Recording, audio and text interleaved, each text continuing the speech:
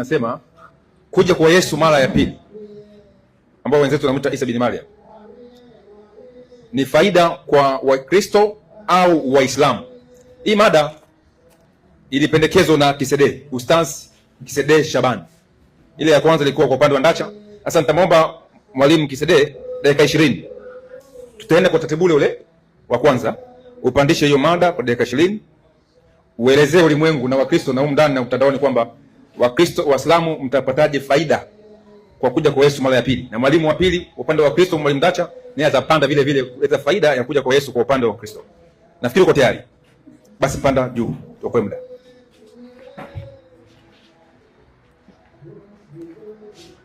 Assalamu alaykum wa rahmatullahi wa barakatuh. Na ndugu zetu katika Adam, tunawatakia amani ya Mwenyezi Mungu iwe kwao. Kwanza tunamshukuru Mwenyezi Mungu Subhanahu wa Ta'ala na kumtakia takaso la dunia, mwokozi wa ulimwengu, bwana wa mitume, bwana wa Yesu, Nabii Muhammad, rehma na amani ziwe juu yake. Ndugu watukufu Islam na wote ambao si Waislamu, bado tena tunamshukuru Mungu kuona tulivyoanza mada ya kwanza na tunaanza tena mada ya pili. Mada ya kwanza imekwisha, tunaingia kwenye mada ya pili. Na mada ya kwanza hatutairudilia tena wala kuigusa, ila tutaanzisha mada ya pili kama isemavyo: kuja kwa Yesu mara ya pili. Ni wanani ambao watapata hasara kwa kuja kwake? Ni Waislamu au ni Wakristo? Hiyo ndio mada ya pili. Kuja kwa Yesu mara ya pili, watakaopata hasara, sisemi watakaopata faida, watakaopata hasara, watakaopata matatizo, watakaopata shida ni wanani? Ni Waislamu au ni Wakristo? Na mada hii niliteua mimi, na niliteua mada hii kwa malengo ya kuteua mada hii ni kwa sababu kuna mgogoro unaoendelea katika ulimwengu huu, ulimwengu wa Kiafrika hasa na ulimwengu kinyume na ulimwengu wa Kiafrika. Mjadala huu bado unaendelea katika hali ya mvutano ya Waislamu na Wakristo. Wakristo wanasema Waislamu ni maadui wa Yesu, wanampinga Yesu, kwa hiyo Yesu atakuja kuwakomoa Waislamu. Kwa hiyo wanatakiwa wamwamini Yesu, wamkubali Yesu mapema. Waislamu nao wanajitetea, mtume wetu sisi ni Muhammadi. Yesu hawezi kuja kutuangamiza sisi. Sisi tunategemea uongofu wa Kiislamu kupitia mtume Muhammadi. Wanajitetea kwa namna moja ima nyingine. Mimi kama mwalimu nikasema acha nitie mada hii, maadamu Ndacha anaomba tufanye mdahalo naye, tutazungumza kwenye media na itangazwe. Hata tutie mada hii, tuwasaidie wasikilizaji, tuwasaidie waumini wapate kujua mgogoro huu unafikia wapi, ukweli unaojificha katika matatizo ya kuja kwa Yesu ni nini. Ndio maana nilitia mada hii, na kwa ukweli mada hii ni mada nyeti ambayo itamfanya Mkristo na Muislamu kujua wapi ipo, kutokana na utume wa Nabii Isa na kutokana na utume wa Nabii Muhammad. Kila mtu atajua imani yake imesimamia kunini. Cha kwanza nitawafahamisha hivi,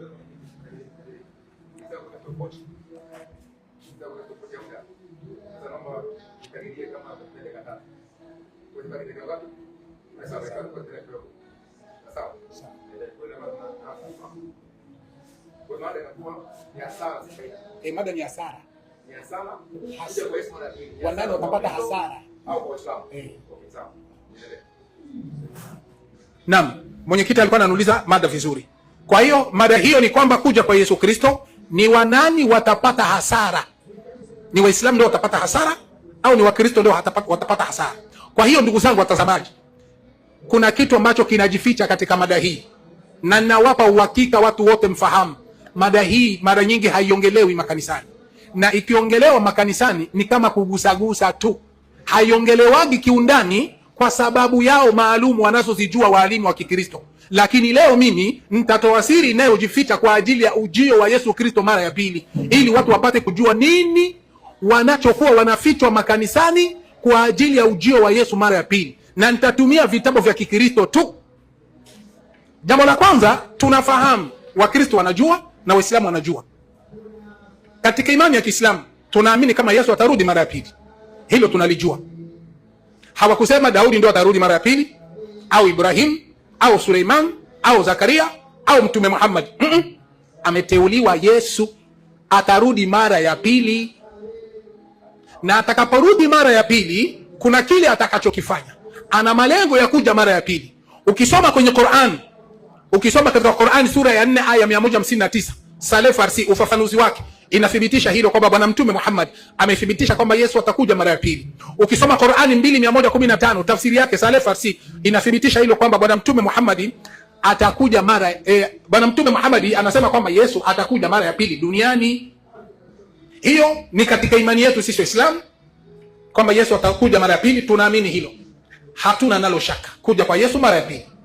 Tukiingia kwenye Biblia, Yakobo 5:7 mpaka 8, vile vile Biblia nayo inathibitisha kuja kwa Yesu mara ya pili. Kwa hiyo hatuna mgogoro na mvutano katika mada kama hii, katika hoja kama hii hatuna mvutano. Yesu atarudi mara ya pili, Qur'ani imekubali, Biblia imekubali.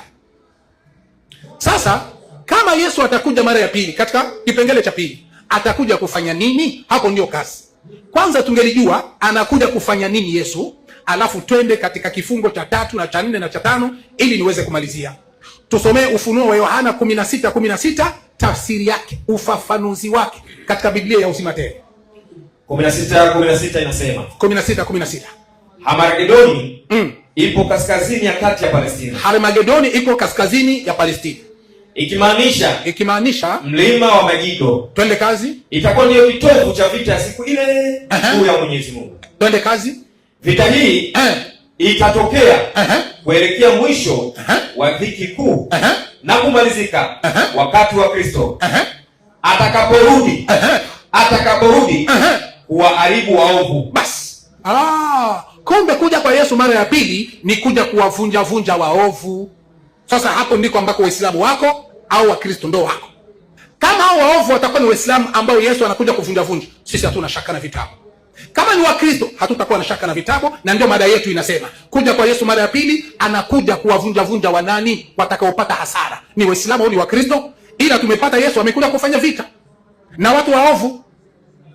Hiyo uzima tele, ukurasa wa 1973 1973 inasema, naam, kushindwa kwa mpinga Kristo, mwisho wa dhiki kuu, Shetani atakusanya mataifa mengi pale Harmagedoni kabisa, chini ya uongozi wa mpinga Kristo kabisa, na kufanya vita dhidi ya Mungu na watu wake kabisa, katika vita ambavyo vitahusisha dunia nzima. Maelezo ya Ufunuo. Twende. Wakati huo ukifika, Kristo atarudi kwa uwezo wa Mungu. Unaona, Kristo Yesu atakuja kwa uwezo wa Mungu. Twende kazi. Na kuingilia kati ili kumwangamiza yule mpinga Kristo. Basi. Kwa hiyo mpinga Kristo kuja kwa Yesu mara ya pili, Yesu anakuja kumwangamiza. Sasa kinachokuja sasa ni hiki. Hayo maangamizi ndio Wakristo hawajafundishana kanisani, mapasta wanaijua, lakini hawatoagi ni maangamizo gani, na hayo maangamizo yanawaelekea ni watu gani, na hawasemaji makanisani kwa uthibitisho bayana, ili mpate kujua kama Wakristo wanaficha makanisani. Tusomee Tumaini Kuu katika ukurasa wa 198. Ndio, Tumaini Kuu ukurasa wa 198 nasema, ili watu wapate kujua kama kanisani wanafichana kuhusikana na kuja kwa Yesu mara ya pili, na nitatoa sababu ya Wakristo kuficha kuna nini. Twende kazi. Ndio. Lakini kanisani upendo kwa Kristo na imani katika ujio wake imepungua. Hawaamini sana kuhusikana na kuja kwa Yesu mara ya pili, wana masababu zao. Twende kazi. Watu wanaokiri ni wa Mungu walipofushwa wasielewe maelekezo ya Mwokozi kuhusu ishara ya kuja kwake. Unaona, wanafungwa wasijui, wanafichwa wasijui alama na dalili za kuja kwa Yesu. Na kwa nini wafiche? Malizia. Fundisho la kuja kwa Yesu mara ya pili limepuuzwa kabisa, kanisani alizungumzwa. Ndio maana leo nimetia mada hii ili watu wapate kujua kwa nini Wakristo na mapasta hawasemaji habari za kuja kwa Yesu. Kwani kuna kitu gani wanaficha hapa? Hicho kitu leo mimi nitakitoa insha Allah. Twende kazi. Hadi kwa kiasi kikubwa lilipokuwa limepuuzwa na kuachwa hasa Marekani. Hata Marekani hasa wanapuuzia Wakristo wa Marekani. Inatosha. Tusomee Dhiki Kuu 53 kifungo cha kwanza. Dhiki Kuu 53 kifungo cha kwanza. Dhiki Kuu ndio ile 53 kifungo cha kwanza. Haraka 53 ndio ile nishaitia pale. Kifungo cha kwanza. Ndio, 53 kifungo cha kwanza inasema kuna wakati wa taabu unawajia watu wa Mungu. Unaona? kuna wakati wa taabu na shida na maangamizi inaowajia watu wa Mungu. Watu wa Mungu hao wanangoja shida inayokuja kwa Bwana Yesu. Twende kazi. Lakini haitupasi kuliweka jambo hilo mbele ya watu daima. Unaona, haitupasi habari ya maangamizi ya kuja kwa Yesu tuwafundishe Wakristo, tusisemi, tuwafiche. Twende kazi. Na kuongoza kuwa na wakati wa taabu mapema patakuwa na mchekecho miongoni mwa watu wa Mungu, lakini huo sio ukweli wa leo wa kuyapelekea makanisa. Kwa hiyo ukweli wa kuja kwa Yesu mara ya pili na maangamizi anayokuja kufanya sio ukweli wa kuwaambia Wakristo mapema. Kwani kuwaambia mapema kwa sababu yake ni nini? Ina maana kuna siri inayojificha ili Wakristo wasijui. Sasa malengo ya kuwaficha Wakristo wasiambiwi jambo hilo ni nini? Siri hiyo leo mimi naitoa, alafu tuone Yesu anakuja kuangamiza watu gani. Biblia na Qur'ani hakuna popote kwamba Yesu Waislamu watapata hasara kwa kuja kwa Yesu. Hakuna kitu kama hicho. Viki kuu hiyo ukurasa wa 14.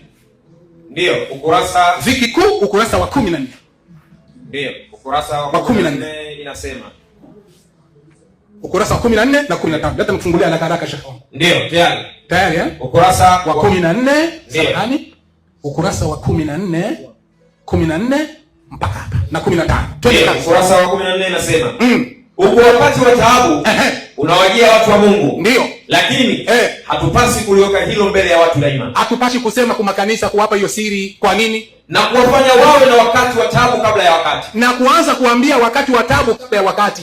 Na utakuwa kupepetwa miongoni mwa watu wa Mungu. Lakini huo sio ukweli. Unaona? Sio ukweli. Twende. Wa leo wa kuyapelekea makanisa yetu. Hatupasi kuwapelekea makanisa yetu. Twende kazi. Ziko nyakati za dhoruba mbele yetu. Lakini hebu tusitamke neno hata moja la kutuamini au kukatisha tamaa. Tusiwakatishe tamaa. Kumbe wakiwaambia hiyo siri ya Yesu kuja kuangamiza, watakata tamaa wa Kristo. Kukata kwao tamaa ni nini? Twende kazi.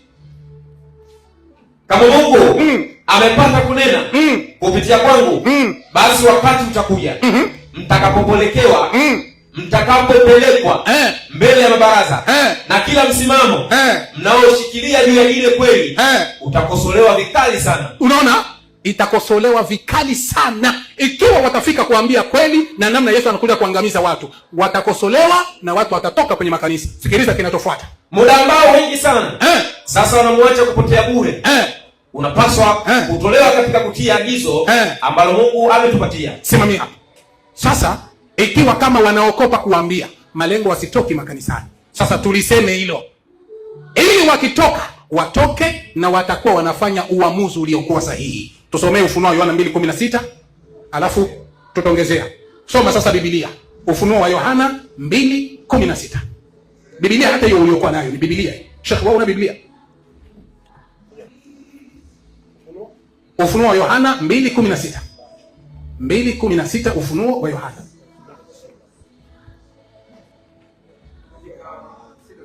Sita nyingi Sheikh wangu. Sita nyingi sana. Ufunuo wa Yohana 2:16. 2:16 Ufunuo wa Yohana. Ufunuo wa Yohana 2:16 inasema, basi tubu na usipotubu naja kwako upesi. Unaona? Tubu na usipotubu naja kwako upesi. Huyu ni Bwana Yesu anasema. Tubu, usipotubu naja kwako upesi. Sikilizeni sababu ya Wakristo kuficha. Yesu anasema tubu, usipotubu naja kwako upesi. Twende kazi. Nami nitafanya vita juu yao. Kumbe nakamilika. Kumbe usipotubu Yesu anakuja kufanya vita na wewe. Twende kazi. Kwa kuwa upanga wa kinywa changu. Unaona? Nitafanya vita na wewe kwa upanga wa kinywa changu. Sasa haijulikani hapa Yesu anawaambia wanani. Yesu anakuja kufanya nao vita kwa upanga wa kinywa chake. Haijulikani ni Wakristo wala haijulikani ni Waislamu. Soma 17. Tuone ni watu gani hao. Yeye aliye na sikio. Yeye aliye na sikio na asikie. Yeye aliye na sikio na alisikie. Neno hili ambalo Roho anayambia makanisa. Rudi tena. Yeye aliye na sikio. Yeye aliye na sikio na alisikie neno hili ambalo Roho anayambia wanani? Makanisa. Bas. Wanaoambiwa hapo watubu na wasipotubu Yesu anakuja kuwavunja na kuwatesa. Ushahidi kamili kulingana na mada, Yesu anakuja. Atakapokuja, wanani wataathirika, wanani watateseka? Kitabu kinasema ni watu wa makanisa. Twende sasa, hao watu wa makanisa ni kina nani wanaolengwa hapo? Tusomee Timotheo wa kwanza 4:1, lakini utupe ufafanuzi wake, kifungo cha 3 na kifungo cha 5.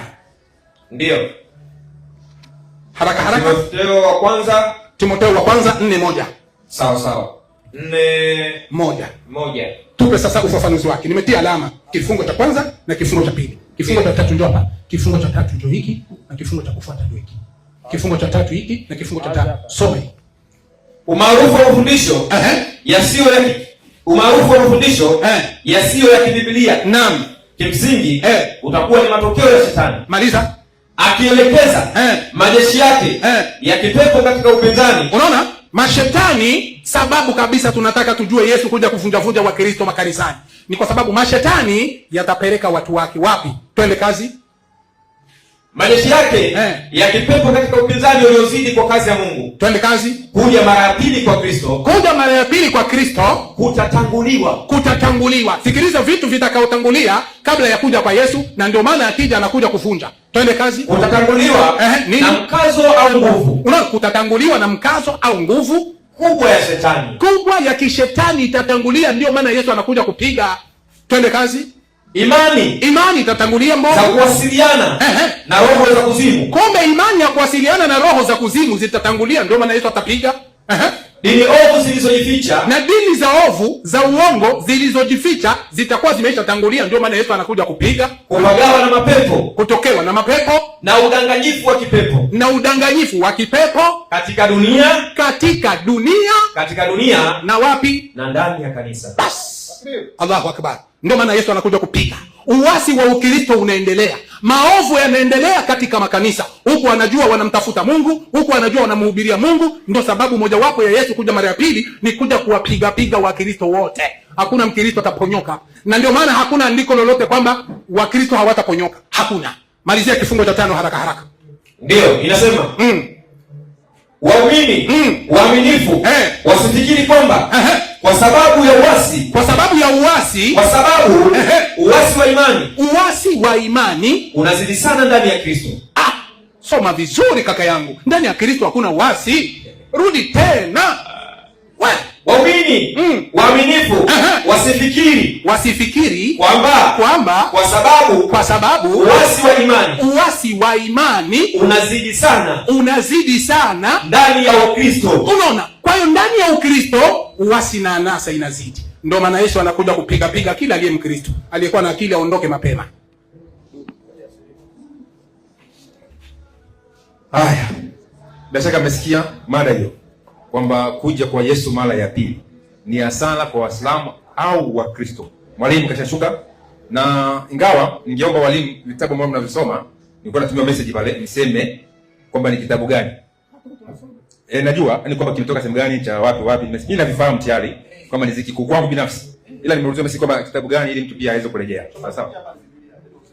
Hamna shida. Okay, amesema ni vitabu vya Waadventista wa Sabato. Nadhani mmesikia mzo swali kule ambavyo vimetuliwa ziki kuu na kadhalika. Mwalimu, nikupandishe dakika 20.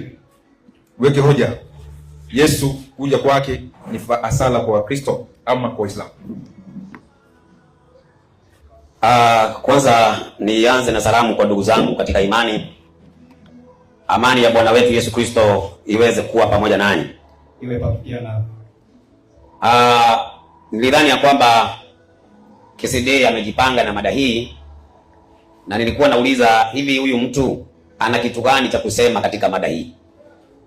Sasa nilikuwa hata nimechukua karatasi niandike, kwa sababu nilikuwa nadhani ya kwamba leo nitasikia mambo mgeni. Sasa nilipoendelea na kalamu na karatasi, hata ilibidi nikarudishe kwa mfuko na kalamu, kwa sababu nilisikiliza nikaona hakuna kitu. Nilidhania kwamba kuna maandiko yanayosema ya kwamba Wakristo watapata hasara Yesu akirudi.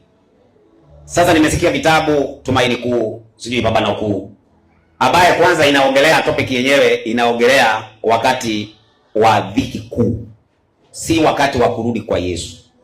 inaongelea wakati wa dhiki kuu. Elewa mada ukisoma kitabu. Kitabu unacho na uelewi hata kile kinaongelea. Mada umeweka wewe mwenyewe, kurudi kwa Yesu mara ya pili. Sasa tena unakuja kusoma vitabu vinavyoongelea wakati wa dhiki kuu. Si habari ya kurudi kwa Yesu. Kaa kwa mada, si wewe uliweka mada hiyo. Sasa tunaongelea habari za kurudi kwa Yesu, kuna hasara kwa watu gani? Nilidhani ya kwamba pengine Wakristo Yesu akirudi kuna aya Yesu atawapeleka jehanamu ama atawaangamiza. Sasa ile kitu ambacho nimesikia ni habari za mpinga Kristo na ufalme wake na watu wake. Sasa huyu mpinga Kristo katika Uislamu anaitwa Masihi Dajjali. Masihi Dajjali, mpinga Kristo. Na wale ambao watakao kuwa wamemfuata. Sasa msomaji, naomba nianze na Biblia. Mimi sitaenda kando kando. Nitatumia Biblia kabisa. Na kama itawezekana nipate aya 2 kwenye Qur'ani nitatumia. Sasa msomaji, nisaidie, kitabu kinaitwa Yohana 14 mstari wake ni wa kwanza. Haya maneno Yesu anawaambia wanafunzi wake. Soma tusikie. Msifadhaike mioyoni mwenu. Ndio. Mnamwamini Mungu, niaminini na mimi. Ndio. Nyumbani mwa Baba yangu na makao mengi. Kama sivyo ningeliwaambia. Kama sivyo ningeliwaambia. Maana naenda kuandalia mahali. Yesu anawaambia wafuasi wake, naenda kuandalia mahali. Basi mimi nikienda na kuandalia mahali, nitakuja tena niwakaribishe kwangu, ili nilipo mimi nanyi mwepo. Ili Yesu anaongelea habari ya kurudi kwake, anakuja kuwakaribisha wafuasi wake mahali yako wakae na yeye. Imesema atawaangamiza? Atawakaribisha. Inasema watapata hasara? Hakuna. Sasa hawa wafuasi wa Yesu ni akina nani? Chukua Biblia ya Kiafrika kwanza. Ukurasa wa 2218. Wakristo ni akina nani? Wakristo ni akina nani? Soma ukurasa wa 2210 huko nyuma ndugu yangu. Ukurasa huko nyuma kabisa. Huko nyuma kabisa. Ukurasa wa 2218. Inasemaje? Wakristo, wafuasi wa Kristo. Unaona?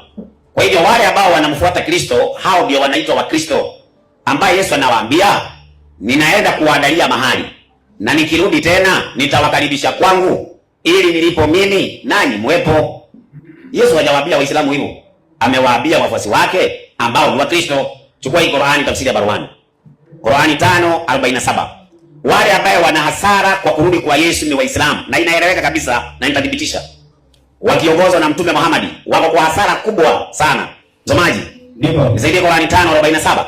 47 inasema, hawa ndio walimu ambao tulikuwa tunategemea watoe mada, tugojee vitu vya nguvu. Kumbe hamna kitu. Sasa msomaji, nasema ndio, na wahukumu watu wa Injili, wahukumu watu wa Injili kwa yale aliyoteremsha Mwenyezi Mungu ndani yake. Sasa hapa tunaambiwa na Qur'ani kuna watu wa Injili, sio watu wa Qur'ani. Watu wa nini? Wa Injili. Asoma commentary yake. Na sisi tuliwaamrisha wafuasi wa Isa. Tuliwaamrisha wafuasi wa Isa. Yaani watu wa Injili. Hao watu ambao ni wafuasi wa Isa ama wafuasi wa Yesu ni watu wa nini? Wa Injili. Ni watu wa nini? Wa Injili. Wanaitwaje? Wa Kristo. Kumbe wafuasi wa Yesu wanaitwaje? Wa Kristo. Wafuasi wa Yesu wanaitwaje? Wa Kristo. Na anawaambia katika Yohana 14:6, anasema msifadhaike mioyoni mwenu, mnamwamini Mungu, niaminini na mimi. Nyumbani mwa Baba yangu mna makao mengi. Kama sivyo ningeliwafanyaje? Ningeliwaambia. Sasa tunamuuliza Yesu, sasa wakati utakapokuja ni kitu gani utakachokifanya ili tujue Waislamu na Wakristo nani watapata hasara? Nisaidie kitabu cha Mathayo 25:31. Dunia mjue kuanzia leo KCD wakiwa na wenzake ni Solomon, Bogomun, Omuyun. Hawana kitu. Mimi nilidhani kwamba amechagua mada anaweza. Kumbe hawezi, maskini wa Mungu. Soma andiko. Hapo atakapokuja hata Masale ningeomba unikubalie.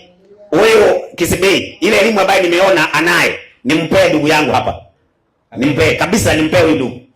Mwenyekiti nikubalie, nimwachie hawa. Maana hawawezi hawa wako chekechea. Soma msemaji.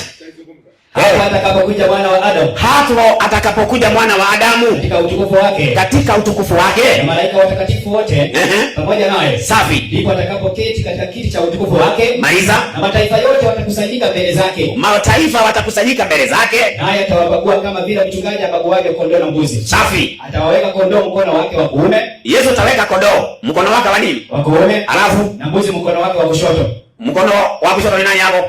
Mbuzi. Si mbuzi zina ndevu. Naam. Sasa Sasa tunauliza Yesu, si mbuzi wako mkono wa kuume, wako mkono wa kulia, lakini kondoo wako mkono wa kuume. Kondoo wako mkono wa kuume, lakini wako mkono wa kushoto. Hawa mbuzi ambaye wako upande wa kushoto ndio wana hasara ama ni kondoo? Msomaji hapo soma 41. 41 nasema. Inasemaje? Kisha atawaambia na wale walioko mkono wako wa kushoto, ondokeni kwangu mliolaniwa, mwende katika moto wa milele aliowekewa tayari ibilisi na malaika zake. Kwa hiyo wale watapata hasara ni wale watawekwa mkono wa kulia, watawekwa mkono wa kushoto. Wale watakuwa mkono wa kushoto ndio watapata hasara. Hawa upande wa kushoto ni akina nani? Chukua Qur'ani tafsiri ya Mayunga, ukurasa wa 433. Mtume Muhammad tuambie, hawa upande wa kushoto ambaye watapata hasara na wataingia jehanamu ni akina nani? Soma tusikie. Ukurasa wa 533. 533. Qur'ani tafsiri ya Mayunga. Inasemaje? Inasema. Ndio. Anasema Mtume SAW. Anasema Mtume Muhammad. Wataletwa watu katika umma wangu. Wataletwa watu katika umma wangu siku ya kiyama. Siku ya kiyama. Na watachukuliwa kupelekwa upande wa kushoto. Wapi? Motoni. Na Yesu amesema watu wa kushoto wanaitwaje? Buzi. Wako mkono wa nini? Wa kushoto. Na Muhammad anasema hawa watu ni nani? Ni umma wa nani? Wa Muhammad. Kwa hiyo umma wa Muhammad ni wa Kristo ama ni Waislamu? Waislamu. Na watapelekwa upande wa nini? Wa kushoto. Wapi? Motoni. Hiyo ndio hasara. Bwana Yesu asifiwe. Amina. Mkubalini Yesu kabla hamjaenda motoni. Sasa hii ndio mnaanza kusoma hapo. Mnafanya mazoezi kwa uwanja wa vita. Nasema mnajibia kifani. Najua wewe hata hujui kitu. Nyinyi niteketea mbele yangu hamna lolote. Roho ambaye yako ndani yangu hamumwezi abadan katani. Labda muende mvue shetani mumlete. Majini muwalete. Lakini nyinyi peke yenu bure kabisa hakuna kitu. Mimi nilikuwa nafikiri mada hii hawa watu wanahoja. Kumbe weupe hakuna kitu. Sasa Biblia inasema mkono wa kushoto wale wataenda mkono wa kushoto wataenda jehanamu. Muhammad anasema wale wako mkono wa kushoto ni umma wake. Ni umma wake. Hata ningemalizia mada hapo, singekuwa imeeleweka. Lakini kwa sababu sitaki kumalizia hapo, nataka nionyeshe kwa nini Waislamu wakufanya hasara. Soma Yohana 3:16. Yaani masaa ya mada nishamaliza. Ili kachubari na wao iko na wabea. Yaani mada nyepesi wananiletea hawa watu. Mlinipimaje? Mliniona usiku? Soma andiko. Kwa maana jinsi hii. Mungu aliupenda ulimwengu. Hata akamtoa mwanawe pekee. Ili kila mtu aamini asipotee. Bali awe na uzima wa milele. Safi. Maana Mungu hakumtuma mwana ulimwenguni ya hukumu ulimwengu. Maliza. Bali ulimwengu uokolewe katika yeye. Twende. Amwaminie yeye. Yule anayemwamini mwana wa Mungu hahukumiwi. Asiyemwamini amekwisha kuhukumiwa. Anakuja kufanyaje? Kuhukumiwa. Kwa hivyo Waislamu hasara yenye watapata kwa sababu hawajakubali Yesu ni mwana wa nani? Wa Mungu. Yesu akija tayari na wafanyaje? Atawahukumu. Qur'ani 19:71. Hawa ni watu wa finali jehannam, halidina fiha abadan. Motoni. Ni mnaenda kuungua. Yesu akija jikoni na sio kuna chips. Kuungua. Mimi nilikuwa nadhani kuna aya inasema Wakristo jehanamu. Kumbe hakuna. Tepapando kuu. Sijui tumaini kuu. Inasema. Soma msomaji. Wala hakuna yeyote katika nyinyi. Sasa hii Qur'ani inasema wala hakuna yeyote. Unaona wanasema tesura ati wanapita jehanamu. Yaani ati Waislamu wakienda kwenye ako wanapita jehanamu. Msomaji soma chini. Inasemaje? Wanaokwenda peponi. Soma haya. Inasemaje? Wala hakuna yeyote katika nyinyi. Waislamu. Ila ni mwenye kufikia hiyo jehanamu. Ni wenye kuifikia hiyo nini? Jehanamu. Ni wajibu wa Mola wako uliokwisha hukumiwa. Hawa ni watu tayari wameshahukumiwa hawa. Jehanamu inawangoja. Yesu akirudi jehanamu inawangoja. Huyo mtu wa kuasi, nipe kitabu kinaitwa Wathesalonike wa pili 2:7. Mimi nakuomba mwenyekiti, wacha nimwachie huyu ndugu yangu. Hawa watu wacha nimwachie. Kabisa mwenyekiti nakuomba. Soma hiyo. 2:7. Hawa elimu yao ni akina Dene. Na mwalimu mwenzangu hapa. Soma msomaji. Wathesalonike wa pili. Ndio. Wathesalonike wa pili 2:7 inasema. Inasemaje? Maana ile siri ya kuasi hivi sasa inatenda kazi. Ambaye lakini yupo azuiaye sasa. Yule azuiaye sasa. Hata atakapoondolewa, ndio hapo ndipo atakapofunuliwa yule asi. Kuna wakati atafunuliwa yule muasi ambaye Bwana Yesu atamuua kwa pumzi ya kinywa chake. Amekuja kuangalia. Wathesalonike wa pili 2:7. Kufa kabisa. Kifo cha mende. Miguu juu. Sasa andiko linasema yule asi ndiye atakayefunuliwa ambaye Bwana Yesu atamuua kwa pumzi ya kinywa chake. Huyo ambaye Yesu anakuja kuua wa kwanza ni Muhammad. Kwa nini Muhammad? Kwa sababu Muhammad ndiye muasi. Ameasi nini? Waraka wa kwanza wa Yohana 5:4. Nyinyi mmeasi mkiwa na Muhammad jikoni na wagoja, na huo ndio hasara. Soma msomaji. Waraka wa kwanza wa Yohana 5:4. Inasemaje? Kwa maana kila kitu kilichozaliwa na Mungu ufanyaje? Ushinda ulimwengu. Hiyo. Na huko ndiko kushindako ulimwengu.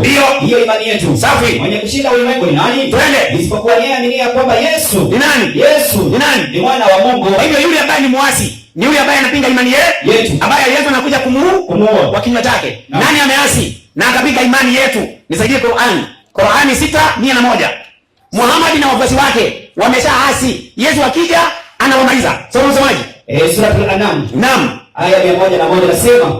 Inasema 101. Inasema ndio. Yeye ndiye Mungu wa mbingu na ardhi. Safi. Inamkikaje? Awe wa Bwana. Hali hana mke. Na imani yetu ni Yesu ni mwana wa nani? Wa Mungu. Na yule asi, Yesu alikuja kumuua. Muasi wa imani yetu. Muhammad amesema Mungu hana nini? Hana mwana. Lakini imani yetu si mwana wa nani? Wa Mungu. Kwa hiyo Waislamu na Muhammad ni waasi. Si ndio Yesu akija anakuja kuwamaliza blaba. Hiyo ndio hasara. Yesu akija anawakataa. Sasa tunauliza Yesu kwa sababu utakuja, ni watu gani utakayewafufua na ni watu gani ambaye hautawafufua? Yohana 5:22-23. Soma tusikie. Yohana Injili. Soma mpaka 25. Inasema Yohana 5. Hasara ni kwa Waislamu. Yesu akuwe na hasara aje achome wafuasi wake. Atakuwa hajielewi. Yaani ya kwamba Yesu anasema wafuasi wangu ni wa Kristo, alafu aje awachome. Atakuwa anajielewa. Ati Muhammad akuje wafuasi wake awakatae. Wafuasi wa Muhammad wataenda na yeye baada ya Muhammad. Wafuasi wa Yesu wataenda baada ya Yesu. Wafuasi wa Muhammad wako mkono wa kushoto. Wafuasi wa Yesu wako mkono wa kulia. Wa upande wa kushoto motoni. Hasara. Soma msomaji. Inasemaje? 25. Ndio. Amini nawaambieni. Saa inakuja. Na sasa ipo. Ndio. Wafu watakapo. Nilikwambia Yohana 5:22 mpaka 25. Tena Baba hamhukumu mtu yeyote. Bali nimpa mwana hukumu yote. Safi. Ili watu wote wamheshimu mwana. Ndio. Kama vile wanavyomheshimu Baba. Maliza. Asiyeheshimu mwana. Yule asiyemheshimu mwana hamheshimu Baba aliyempeleka. Hamheshimu Baba aliyempeleka. Hawa wanamheshimu mwana. Wala hawakubali mwana. Hawamheshimu hata Baba. Maliza. Amini nawaambieni. Yeye alisikia neno langu. Ndio. Na kumwamini yeye aliyenipeleka. Ndio. Mna uzima wa milele. Safi. Wala haingii hukumuni. Twende. Bali alipita kutoka mautini. Maliza. Kuingia uzimani. Maliza. Amini nawaambieni. Ndio. Saa inakuja na sasa ipo. Safi. Wafu watakaposikia sauti ya mwana wa Mungu. Sauti ya Muhammad. Sauti ya mwana wa Mungu. Hao wanajua mwana wa Mungu? Au mjui? Alafu mtafikiri mtasikia. Wale watasikia ni wale wanajua nani? Mwana wa Mungu. Hao ndio watasikia sauti ya nani? Ya mwana wa Mungu. Maliza. Na wale waisikiao watakuwa hai. Hao wanaweza kusikia sauti ya mwana wa Mungu. Watabaki hai. Kifo. Wale ambao wanajua Yesu ni mwana wa Mungu watakuwa hai. Wathesalonike wa kwanza 4:15. Hasara. Mimi nilikuwa nafikiri una maandiko kama haya. Hata kama si kwa Biblia pengine kwa Qur'ani. Kumbe una kipapano kuu. Sio kama huu. Tena inaongelea viki kuu. Haiongelei kurudi kwa Yesu mara ya pili. Kisa kuvinyayo umebeba, kumbe hata mtasoma.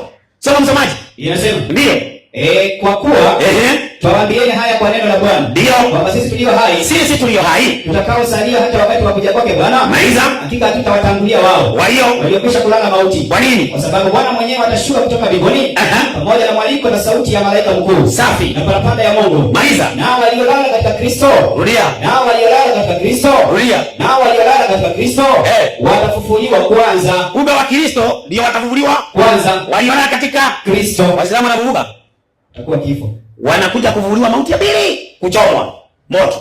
Sasa hasara iliyopo kwa Waislamu ni kwamba Waislamu Yesu atakapokuja anawaweka mkono wa kushoto na awaambie ondokeni mliolaaniwa muende katika moto aliyowekewa Ibilisi na malaika zake.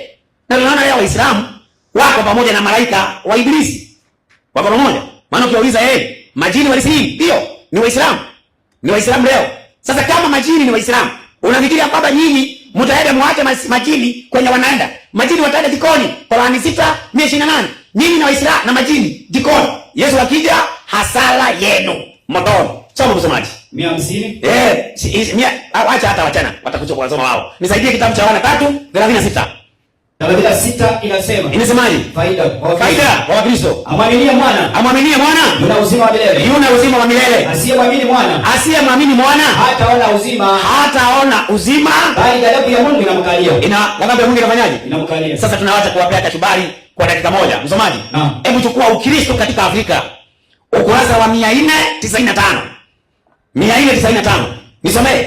Inasemaje? Hata kifanyike nini? Kwa Wakristo katika ulimwengu huu. Wakristo wana matumaini ya furaha. Kwamba siku moja Yesu atarudi na kuwakusanya wapendwa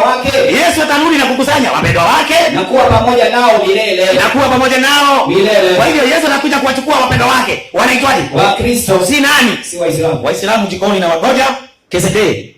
Kuja kwa Yesu saa hii kabla hujaenda kuchomwa mara ya pili. Ninaona saa hii ndio nafanya mazoezi kwa uwanja wa vita. Fanya alafu nakuja.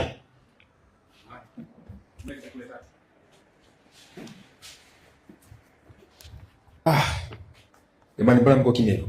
Bwana asifiwe. Amina. Takbiri. Okay, bado umesema. Sasa pande zote dakika 20 zimefanyaje?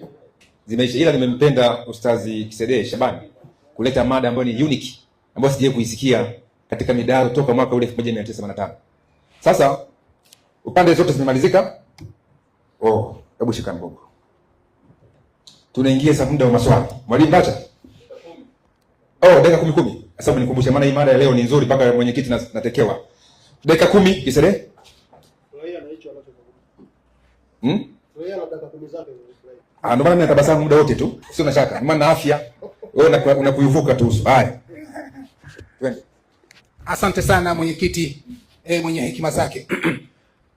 Pastor Ndacha alipofika hapa, jambo la kwanza amesema ndio maada hii nilidhani Kisedee ataleta vitu vipya. Mwenyekiti, mimi naona Kisedee hata niwachanishe tu na yule kama nani yule, ndio nani? Abeli Shiliwa. Maana anishushe mimi kwa kuongea na Abeli Shiliwa. Ndio anachokilenga hicho. Nikaona huyu alisema kwenye mtandao kwamba Kisedee tafuta wa kukusaidia. Kama Dr. Sule tafuta, kama ni Mazinge tafuta, usaidiwe. Mimi hapa sijasaidiwa, lakini yeye anaanza kutafuta usaidizi baada ya kuona ukubwa wa mada. Anaanza sema mwachie ule. Hiyo yote ni nini? Kashindwa.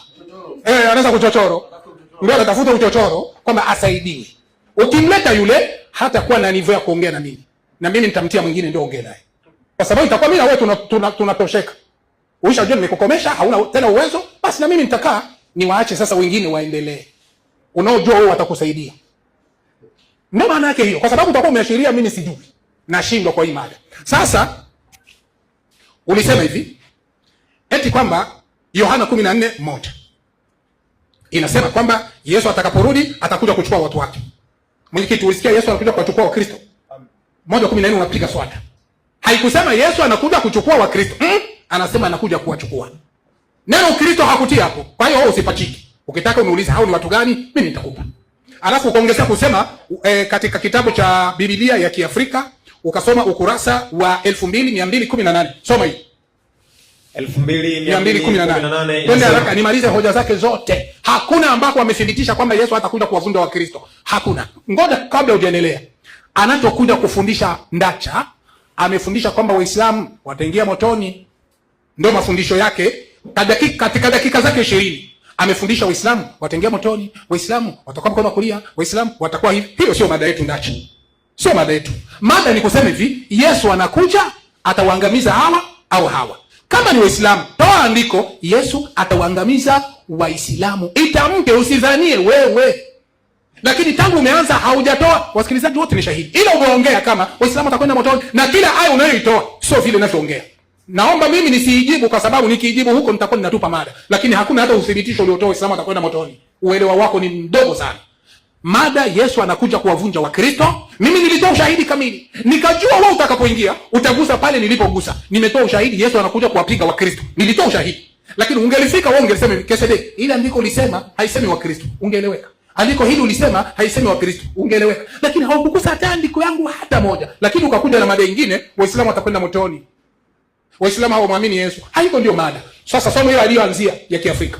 Ukurasa wa 218. Ndio inasema Wakristo, wafuasi wa Kristo. Simamia hapo. Akasimamia hapo. Unaona? Wakristo, wafuasi wa Kristo. Ilianzia wapi? Twende kazi. Neno lililotumika kwa mara ya kwanza huko Antiokia. Unaona? Ni neno lililotumika kwa mara ya kwanza huko Antiokia. Yesu hayuko. Ukisoma sasa kitabu cha Eferimato 11:25 wametia pale. Ni wapagani ndio wanatoa hiyo jina mara ya kwanza. Sasa unakuja kutuelezea Ukristo wa kipagani. Wapagani watakuwa ni wanafunzi wa Yesu. Hiyo tunaitia pembeni. Ingine akasema hivi, akasema katika kitabu cha 5:47 Qur'an kusema kwamba unaona hata Qur'an inajua wafuasi wa Yesu wa Kristo. Nataka nikutoe jasho. Wali yakwambia hivyo nini? Baruani mwenyewe tumuulize. Mbona unataja wa Kristo ni wanafunzi wa Yesu? Unayolenga ni nini? Waamini Injili. Sasa sikia 57 Qur'ani. Baruani hiyo hiyo 57:27. Tupe ufafanuzi wake. Baruani alikusudia nini? Anakusudia Injili gani ya Wakristo? Sio kwa unarupuka kitu ambacho haujui. Mada hii inakushinda, ndio maana unaanza kutafuta msaada. Toa andiko Waislamu, Yesu anakuja anawavunja. Andiko iseme, kitabu kiseme. Sio uanze kudhania Waislamu ni waasi. Waislamu ni waasi. Kama ni waasi, toa andiko. Yesu anakuja anawapiga Waislamu. Kama vile mimi nimetoa andiko 2:16-17, Yesu anakuja kuangamiza Wakristo. Imetaja kabisa. Kwa nini na wewe usitoe ushahidi wa kutaja? Hakuna kitu kama hicho. 57:27 kitabu cha Baruani. Ndio. Hapa. Twende kazi. Ndio, inasema 57:27 kitabu cha Qur'ani inasema. Twende kazi baba. Injili aliyofunuliwa Nabii Isa. Injili aliyofunuliwa Nabii Isa na Mwenyezi Mungu. Sio hizi zinazoitwa injili za Mathayo, Marko, Luka na Yohana. Zilizomo katika Biblia. Inatosha. Kumbe ulipotoa wafuasi wa Yesu, wafuate Injili wa Kristo. Kitabu Baruani anakuambia sio hao wanaofuata Mathayo, Marko, Luka, Yohana. Baruani anawakana. Usizoe tena kutoa andiko. Inataja wa Kristo. Baruani anawakana. Sio wale wa Mathayo, Luka, Yohana. Kama wewe hauko huko basi utakuwa ni mwenyewe. Soboto. Kingine alisema hivi, akasema kwamba Mathayo 25:35 Yesu anawatia watu upande wa kushoto na upande wa kulia. Upande wa kushoto mbuzi, upande wa kushoto mbuzi, upande wa kulia kondoo. Ndio anasema hivi, hao watakaokuwa upande wa kushoto motoni ndio Waislamu. Jamani, iliandikwa Waislamu? Hakuna. Lakini mimi naenda kwa Yesu mwenyewe. Atuambie hao watakaoangamiza upande wa kushoto ni kina nani? Baba tusomee kitabu cha Mathayo 7:23. Alafu tupe ufafanuzi. Tupe ufafanuzi. Mimi nakupa mada nyeti. Yesu anawaangamiza Wakristo kwa ushahidi. Sio wewe udhanie. Waislamu wana dhambi. Wao wana dhambi Waislamu sawa, wawe ni makafiri Waislamu sawa, wawe ni wapagani Waislamu sawa, lakini toa andiko Yesu anakuja kuangamiza kwa andiko. Soma hiyo andiko. Mathayo 7 uzima tele. Mathayo 7:23. 7:23. 7:23 Mathayo. 7:23 Mathayo. Ndio hii. Tupe ufafanuzi 23 ndio hapa. Twende kazi baba. 7:23 inasema. Inasemaje? Maneno haya ya Kristo yanaonyesha wazi kabisa kwamba wahubiri wanaweza kuihubiri Injili kwa jina la Yesu. Wahubiri wanaweza kuhubiri Injili kwa jina la Yesu? Ndio. Wahubiri wanaweza kuihubiri Injili kwa jina la Yesu. Ndio.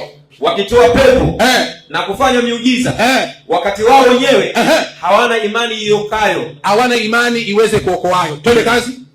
Ya kweli ya Kristo. Wakristo wanahubiri Injili, lakini imani ya hiyo Injili hawana. Hiyo ni maandiko. Twende kazi. Maandiko yanafundisha kwamba Injili ihubiriwayo kwa nguvu, shauku ya wazi ya kutenda haki na kufanya miujiza yaweza kutenda nyakati hizi chini ya ushawishi wa nini? Na nguvu za shetani. Basi ukiwaona Wakristo wanajidai kwamba tunahubiri Injili kwa jina la Yesu, tunatoa mapepo, au wanasema wanatumia nini? Mashetani. Sasa hapa tunaingia, kuna kitabu hapa kinaitwa Hofu juu ya mapepo na majini. Kitabu cha Wakristo walichokitunga ni wapadiri, ukurasa wa 124. Sikiliza kinasemaje. Mimi niko natoa ushahidi kamili. Wakristo wanakuja kupigwa na Yesu. Sidhanie mimi. Wewe uko nadhania unafananisha. Waislamu ni waasi. Andiko gani Yesu anakuja kuwaua? Unasema tu ni waasi. Haya ni waasi. Wapi andiko Yesu anakuja kupiga Waislamu? Yesu anasema nimekuja kupiga Wakristo, nimetoa ushahidi. Kitabu hiki ukurasa wa 124 inasema hivi: sisi Wakristo hatuna mafundisho kama hayo ya viumbe fulani kutorokea kwenye viungo nyeti kama ilivyo. Sisi tuna swala la kuwinda mapepo, yani malaika waasi, yani mashetani, yani tofauti na majini yanayofundishwa na Waislamu. Hujui? Kwani tangu lini majini ni mashetani? Kafundisha nani somo hilo? Ewe nyinyi wa Kristo, muache kudanganywa. Basi ngoja tushitakiwe kwa kesi za uzalilishaji akina mama na akina baba kwa kuwapapasa maungo watoto wanawake waalimu wanawapapasa kwenye viungo vyao, kwenye maziwa yao. Siku gani Yesu hata kumgusa mwanamke alimgusa katika kumwombea? Wapi Yesu alitoa mapepo kwa namna hiyo? Mbona kama tunatumia kweli jina la Kristo hata kumgusagusa mtu mwanamke kwa ubaya? Uzuri wa jina la Yesu si kulitamka tu. Ya nini tuwavue wagonjwa wetu wanawake mablauzi, sidiria na sketi, na wanaume mashati tunawavua, tunawafulamisha na tunawatoa masuruali yao sisi wa Kristo? Jamani, sisi wa Kristo tumerogwa. Ndio maana basi Yesu amejiandaa kutukataa siku ile ya mwisho akisema hakutujua kamwe, atatudhalilisha na tutachomwa, tutakataliwa na Yesu. Wa inna ilaihi rajiun. Yesu atawachoma. Ndio mada hiyo. Yesu anakuja kuwavunja wa Kristo. Toa andiko, Yesu anakuja kuwapiga Waislamu. Hutapata.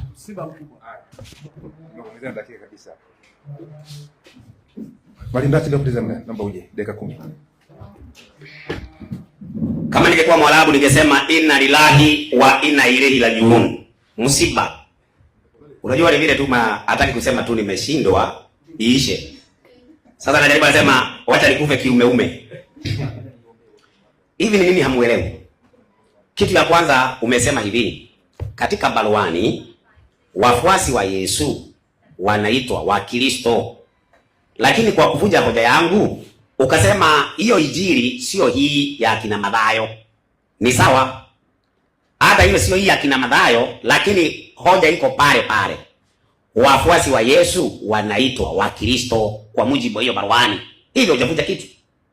Mimi nilikuwa nafikiri baruani imesema wafuasi wa Yesu ni Waislamu. Ningekuwa nimekufa mende. Lakini kama hujabadilisha hoja yangu ni ya kwamba wafuasi wa Yesu ni Wakristo, hata kama unadai ni jina walilolipaga watu wa Antiokia ndio limetumika kwenye Qur'ani, wafuasi wa Yesu wanaitwa Wakristo.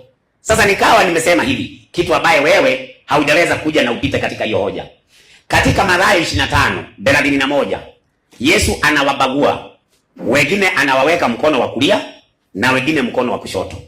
Walio katika mkono wa kushoto hao ndio wanaenda motoni Yesu akija. Hawa walio mkono wa kushoto nikatoa dalili kwenye Qur'ani tafsiri ya Mayunga, ni watu wa umma wa Muhammadi. Sasa naomba nikuongezee kachubari. Watu wa umma wa Muhammadi mpaka maswahaba watakuwa huo mkono wa kushoto. Sasa kama maswahaba wa Muhammadi watakuwa mkono wa kushoto, ni nyinyi mtapona? Msomaji? Naam. Nisomee kwanza, usoma kitabu kwa Mbozi. Kinaitwaje? Lihamu? Kinaitwa hapa. Kinaitwa Lihamu Sairini. Nasoma kitabu. Inasema hadithi gani? Hadithi ukurasa wa ngapi? 167. Sasa mimi kwanza nakusomea hadithi za Muhammad zinazokubalika. Wacha wewe hicho kitabu unakuja naye hapa, ambaye kwanza kitu ya kwanza usemi ni tu nani, tumeandikwa na nani. Wataikana unabuliza kitabu. Anapotuambia nasoma kitabu cha Qur'ani, ndio tunajua ni kitabu gani unasoma. Sasa soma msomaji, Inasema Abdullah bin Abbas ndio amesema siku moja Mtume alisimama akatutolea mawaidha akisema, akisemaje? Enyi watu wangu. Sasa Muhammad akiambia watu wangu, si anaambia Waislamu? Naam. Hakika mtafufuliwa kwa Allah hali hamna viatu. Kwanza hamna viatu. Mko uchi na ni mazunga. Kama tulivyoanza umbo la awali. Ndio. Tutarudisha tena. Ni ahadi iliyo juu yetu. Ndio. Bila shaka sisi ni wenye kufanya tuyasemayo. Safi. Fahamuni. Mtu wa kwanza katika viumbe atakayevalishwa nguo na Ibrahimu ni nani? Fahamuni. Ni nani? Wataletwa watu katika umati wangu. Na watapelekwa upande wa kushoto. Wapi? Motoni. Twende. Nami nikasema. Mola wangu. Maswahaba wangu. Nitawaambiaje? Wewe hujui watu hawa walichozua. Kwa hiyo hata maswahaba wa Muhammad wanaenda wapi? Kushoto. Motoni. Sasa kama maswahaba wa Muhammad wanaenda mkado wa kushoto motoni, ni hawa kisindi wanapona? Hawatapona. Maswahaba wenyewe mkono wa kushoto motoni. Sasa tunamuuliza Yesu, wewe Yesu, ni wewe unawapeleka hawa watu mkono wa kushoto ama ni nani? Mathayo 25:41. Inasema 25:41. Ndio. Inasema kisha atawaambia na wale walioko mkono wako wa kushoto, ondokeni kwangu mliolaaniwa. Ondokeni kwangu mlio laaniwa mwende katika moto wa milele aliyowekewa tayari ibilisi na malaika zake. Kwa hivyo Yesu ndiye ataweka watu mkono wa kushoto. Anawaambia endeni katika moto wa nini? Wa jehanamu. Sasa yeye anataka watajwe tu Waislamu, wakati tayari Muhammad amesema ni watu wake. Kwani watu wa Muhammad ni Digo? Watu wa Muhammad ni Baniani? Watu wa Muhammad si Waislamu? Naam. Na Muhammad anakubali wako mkono gani? Wa kushoto. Tena motoni. Hiyo ndio hasara. Sasa uko na andiko moja linalosema ya kwamba Wakristo Yesu atawapeleka motoni. Una andiko kama hilo? Huna. Hata Yesu anapeleka Wakristo motoni. Mimi nimesema, msomaji nisaidia 9:41 Marko. Unajua hao ni Waislamu ambao hawajasoma. Wamekuja wakaingia Uislamu, wakaanza kutembea barabarani hata wanaenda kuwataliji wa Kristo. Elimu ya Uislamu hawana. Elimu ya Qur'ani hawana. Ya Biblia ndio usiseme. Soma. Kwa kuwa yote atakayewanyosha nyinyi kikombe cha maji, kwa kuwa nyinyi ni watu wa Kristo. Kwa hivyo Yesu anawaita wanafunzi wake watu wa nini? Wa Kristo. Watu wa nini? Wa Kristo. Watu wa Kristo. Sasa yeye akakuja akasema ati Muhammad ako juu ya Yesu kabisa mara 100. Iwezekanaje? Unafananisha Muhammad na Yesu? Sio kama kufananisha usingizi na kulala. Msomaji, nisaidie Timotheo wa 2:4 mstari wa kwanza. Muhammad yako kwa kaburi, anangojea Yesu akuje amvuvue. Anasema Muhammad yako juu ya Yesu. Wakati yeye anangojea kuvuliwa na Yesu. Tena anavuliwa katika hukumu. Sio msomaji. Basi ndio. Wa kwanza. Wa pili. Wa pili anasema hivi. Wa pili anasema ndio. Na kuagiza mbele za Mungu. Na kuagiza mbele za Mungu. Na mbele za Kristo Yesu. Na mbele za Kristo Yesu. Atakayewahukumu walio hai. Na waliokufa. Muhammad amekufa. Kabisa. Atahukumiwa na nani? Na Yesu. Atahukumiwa na Yesu. Sasa mpaka wewe uniambie, Yesu akija anaweka watu mkono wa kuume, mkono wa kushoto. Anawapeleka moto. Nichukulie Mayunga ama nichukulie Arua Marijani. Hadithi ya 1855. Mpaka ala mwenyewe anaweka guu lake jehanamu. Ninyi mnaona? 1855.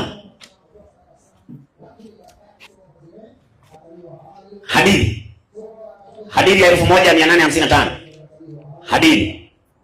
Uko nyuma? Fungua tu. Hivyo. Enda. Hata ala mwenyewe. Deme. Ukurasa hadithi ya 1855. 855. Sasa basi kama umeikosa nitakuonyesha mahali nitakufungulia baadaye. Ukurasa wa 50 hiyo. Inasemaje? Naipata ni ukurasa wa 1194. Hadithi ya 1055. Inasemaje? Hadithi ya Anas RA. Ndio. Amesema mtume SA. W. Ndio. Amesema ndio. Hakuna mtume aliyetumwa. Sikutaka hiyo lakini nitakupea baadaye. Sasa andiko linasema ya kwamba wale wako mkono wa kushoto hao ndio watapata hasara Yesu anapokuja. Ezekiel Qur'ani 10:102. Qur'ani 10:102. Mimi nilifikiri kisedee tunasema ati na kuogopa. Niogope msikuitu. Soma msemaji. 10:102 nasema. Ndio. Basi wanangoja jingine ila kuwajia mfano wa siku ya adabu. Wanangoja jingine ila kuwajia siku ya nini? Za adabu. Siku ya nini? Ya adabu. Maliza. Hizo wafika watu waliopita kabla yao. Twende. Sema. Basi ngojeeni. Sasa Muhammad anasema ngojeni.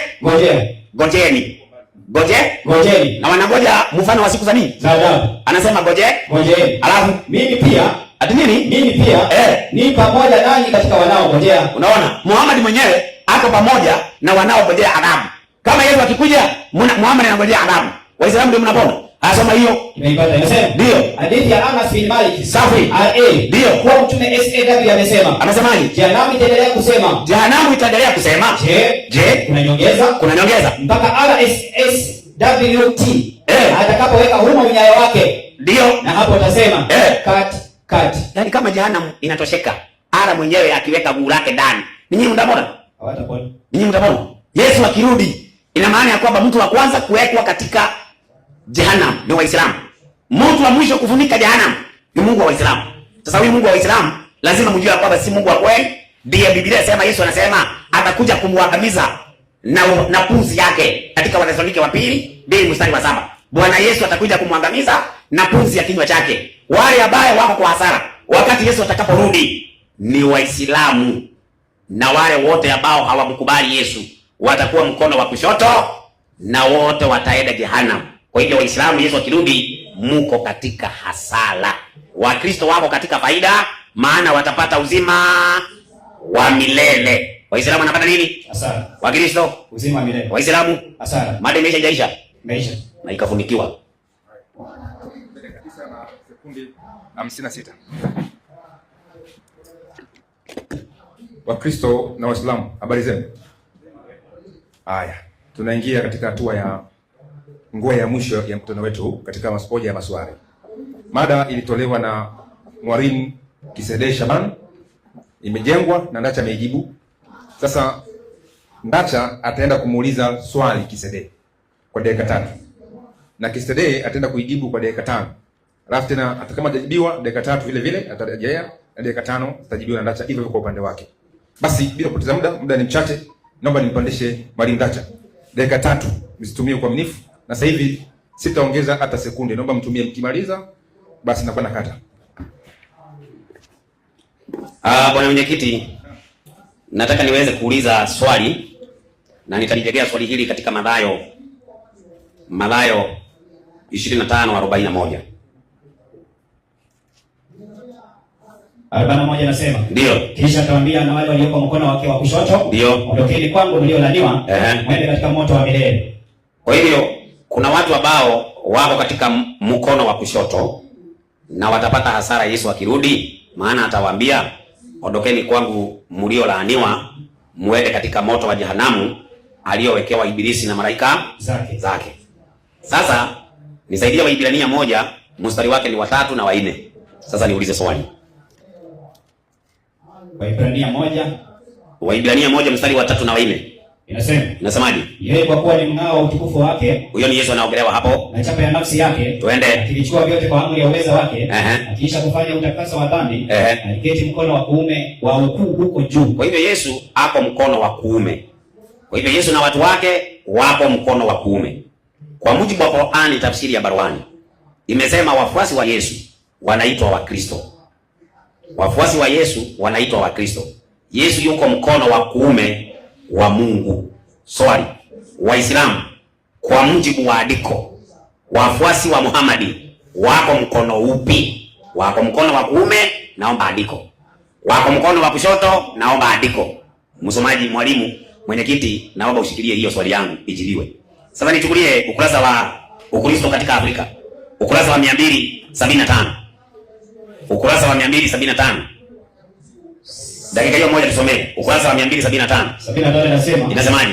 Watu walio katika dini zisizokuwa za Kristo, za Kikristo, watu ambaye wako kwenye dini ambaye si ya Kikristo, wanatafuta msaada kwa miungu. Wanatafuta misaada kwa miungu au kwa roho kuliko kwa Mungu. Maliza. Kuliko kwa Mungu wa kweli. Twende. Hatimaye wanaweza kudanganywa na kujikuta wao ni watumwa wa Ibilisi na mapepo yake. Kwa hivyo watu wote ambao si wa dini ya Kikristo wameshadanganywa na wako katika roho ya upotevu. Sasa yeye katika ukurasa wa 496. 496 inasemaje hapo juu? Ndio. Pale juu soma pale juu hapo. Pale. Anasema watasikia sauti yake. Ndio. Kristo. Ndio. Nao watatoka wale waliofanya mema kwa ufufuo wa uzima. Maliza. Na wale waliotenda mabaya kwa ufufuo wa hukumu. Safi. Wakristo ambao walikufa watafufuliwa kutoka katika wafu wakati Kristo atakaporudi. Basi, Wakristo watafanyaje? Watafufuliwa. Hapo imesema Waislamu? Wakristo. Basi. Swali langu naomba lijibiwe.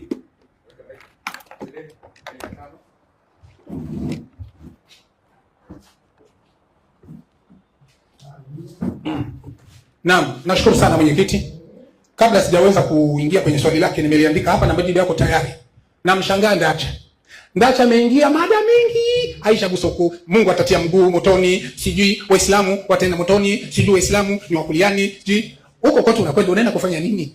Ndio sababu nilikwambia umekosa mada. Hii mada ni nyeti na hauna uwezo wa kuijibu, na ndio maana ulishakwenda mbali. Ulishagusa kila kitu kile ili utafute kueneza mada yako. Ndio sababu nilikwambia usiwe unakurupuka kuongea na walimu wakati mwenyewe huwezi kaongelea mada na uimalize.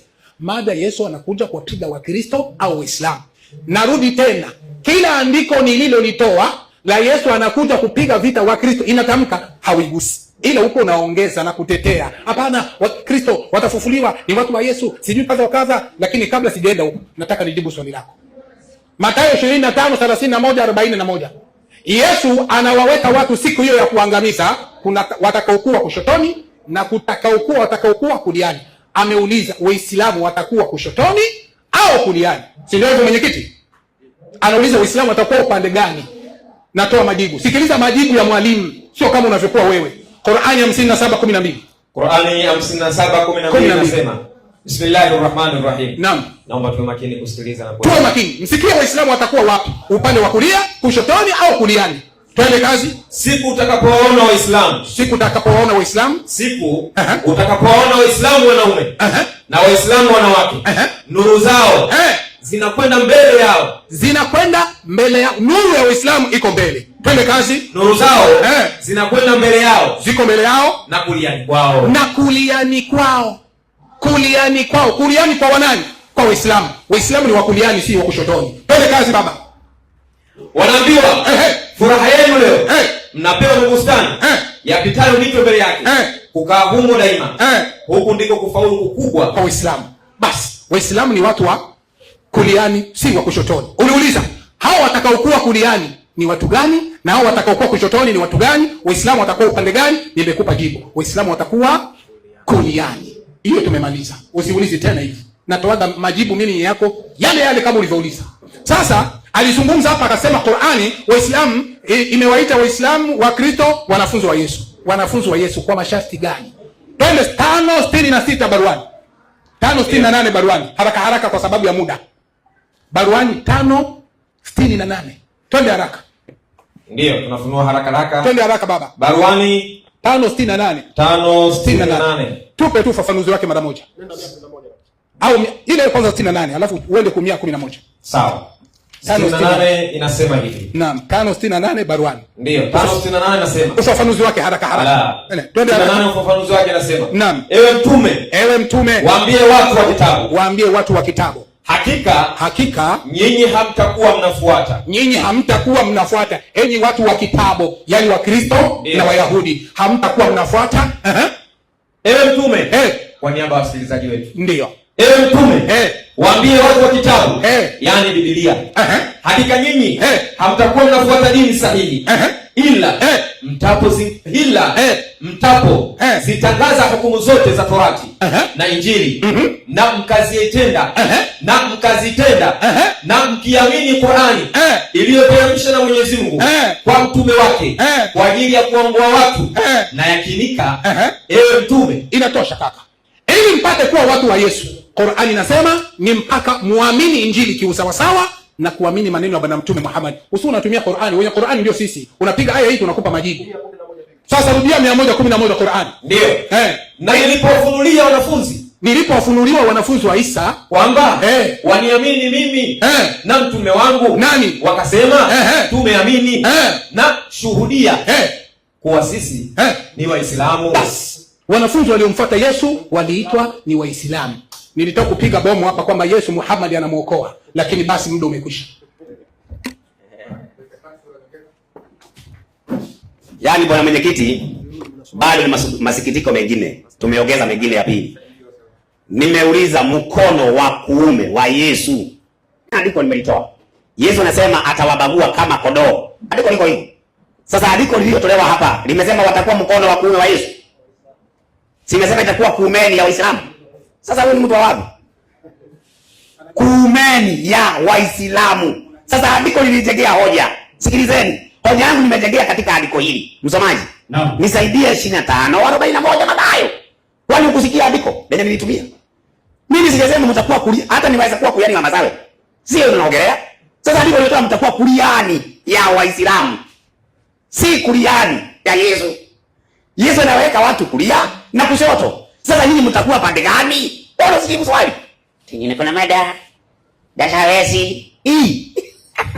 Soma. Kisha atawaambia wale walioko mkono wake wa kushoto. Ndio. Ondokeni kwangu. Soma vizuri. Nasema, kisha atawaambia na wale walioko mkono wake wa kushoto. Mkono wake wa kushoto. Mkono wa nani? Wa Yesu. Mkono wa nani? Wa Yesu. Wale wako mkono wa kulia ni wafuasi wa nani?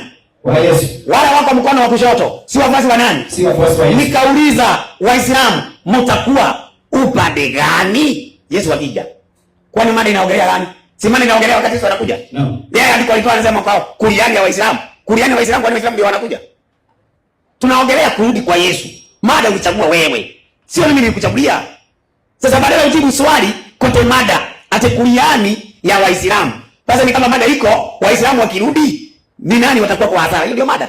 Mada iko Yesu akirudi watakaokuwa kwa hasara ni akina nani? Ndio nikauliza Waislamu, Yesu akirudi mtakuwa upande gani? Upande wa kulia ama upande wa kushoto? Msomaji, Nipo. naomba nichukulie Mayunga ukurasa 500.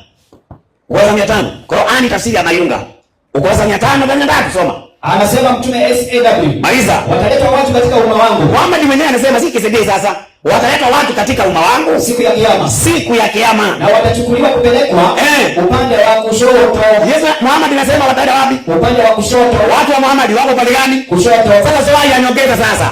Waislamu mtakuwa pande gani wakati Yesu atakapokuja? Mtakuwa mkono wa kulia ama mtakuwa upande wa kushoto Yesu akija? Jumbe swali wewe.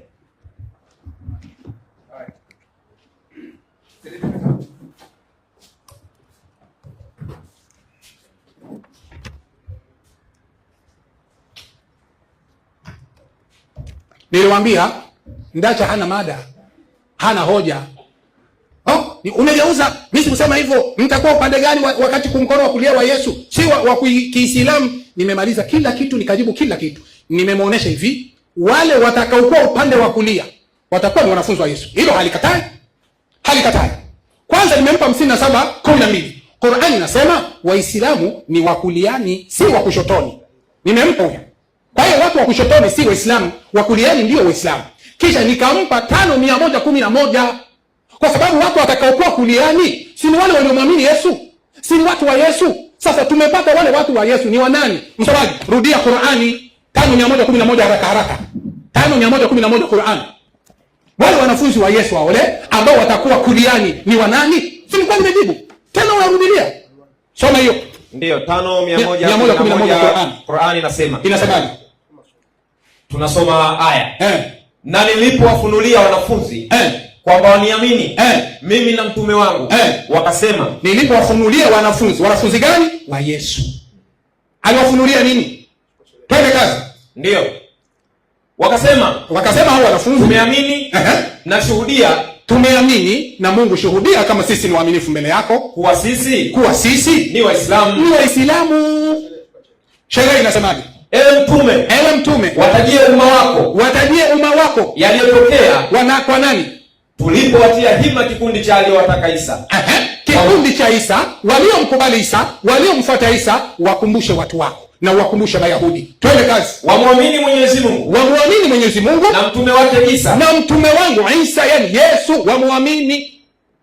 Na wakamuitikia. Wakawa ndio wanafunzi wake maksudi. Wale wanafunzi wakasema kujibu majibu ya Yesu. Na wanafunzi wakasema tumeamini ewe Mungu. Na shuhudia ewe Mola wetu. Na Mola wetu, shuhudia kama sisi wanafunzi wa Yesu tumemwamini na tumekuamini Mungu mmoja. Shuhudia wewe Mola wetu mlezi kuwa sisi wanafunzi wa Yesu tumesafisha nia zetu na tunafuata amri zako. Yani Waislamu. Allahu Akbar. Kwa hiyo wanafunzi wa Yesu walikuwa ni Waislamu.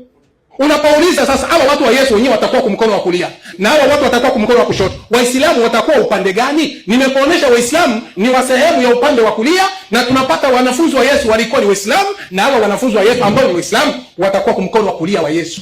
Thubutu tena uje uingize. Kwa hiyo unataka kujifanya hukusikia, umesikia, unataka kuvuruga tu. Ametoa katika kitabu cha Mayunga, anasema kwamba siku hiyo watu wa umati wako wengine watapata maangamizi. Akatoa katika Mayunga Riyadh ya Swahili 167. Sasa majibu yake, hawa ambao wataingia motoni watakuwa ni gani? Hawa umati Muhammad ni watu gani? Tusomee majibu yake katika hadithi ya Lu'lu wal Marjan, hadithi ya 1213. Tusikilize kwa makini. Hadithi ya Asma binti Abu Bakar radhiallahu anha amesema Mtume Muhammad sallallahu alaihi wasallam. Hiyo ni hadithi ya 1479, Lu'lu wal Marjan. Ndio. Soma hiyo. Hadithi ya Asma binti Abu Bakar. Naam. Radhiallahu anha. Twende kazi. Amesema Mtume Muhammad sallallahu alaihi wasallam. Naam. Amesema hakika mimi nitakuwa nimesimama ili nimuone atakayekuja kwangu. Mtume atasimama kwenye pepo yake. Pepo Mungu anampa Mtume Muhammad pepo yake. Twende kazi. Ili nimuone atakayekuja kwangu. Naam, miongoni mwenu. Nimuone atakayekuja kwangu miongoni mwenu. Na baadhi ya watu watatukuliwa karibu yangu. Kuna baadhi ya watu watatukuliwa karibu yangu. Nitasema mimi Muhammad, hiyo pepo yenyewe nitapewa, mamlaka nitakayopewa peponi, nitasema ewe Mola wangu, hao ni miongoni mwangu, hawa ni miongoni mwangu, na ni miongoni mwa umma wangu, na ni miongoni mwa umati wangu, yani hawa ni Waislamu wangu. Twende kazi. Patasemwa hivi, unakijua walichokifanya baada yako wewe Muhammad, au unaoona ni Waislamu lakini unakijua walichokifanya? Malizia haraka haraka. Wallahi waliendelea kurudi nyuma yao, waliacha Uislamu. Kwa hiyo hao wenye kuingia motoni ni watu walioacha Uislamu wakawa Wakristo, yani makafiri. Sasa huko unataka kutupa andiko ya Wakristo kuingia motoni? Tangu 2:16-17 Ufunuo wa Yohana 2:16-17 2:16-17 2:16-17. Ndio. Tupe baba, tupe. Hakuna popote pale ambako utapata kwamba Yesu anakuja kuwapiga Waislamu. Uwezo ukapata. Ila utakachokipata ni mbwembwe kama za ndacha. Waislamu ni waasi, kwa hiyo Yesu atakuja kupiga waasi. Wapi imeandikwa Yesu atakuja kuvunja waasi Waislamu? Mimi nimekupa maandiko yanataja kabisa Wakristo Yesu anakuja kuvunja, na wewe toa andiko kama hili. Sio la kuzania. Ufunuo wa Yohana 2:16. 2:16 Ufunuo wa Yohana. Soma basi hapo. Twende kazi. Inasema 2:16 Ufunuo wa Yohana. Naam. Basi tubu. Na usipotubu naja kwako upesi. Mimi Yesu naja kwako upesi. Nami nitafanya vita juu yao kwa huo upanga wa kinywa. Inatosha. Yesu anasema hivi, tubu na usipotubu naja kwako upesi, nitafanya vita juu yako kwa upanga wa kinywa changu. Yaani Yesu anakuja kuvunja wale ambao hawakutubu. Yesu anakuja kufanya vita juu yao. Swali langu, hao watu ambao Yesu anawaambia hapo kwamba atakuja kufanya vita nao ni Waislamu au ni Wakristo? Asante. Kwa andiko, hatutaki mambo ya kudhania. Dakika moja ipo. Kama dakika moja ipo, msomaji, tusome kitabu cha Mathayo. Soma Mathayo. Ndio. Mathayo 21:10. Mathayo, uanze 24:11.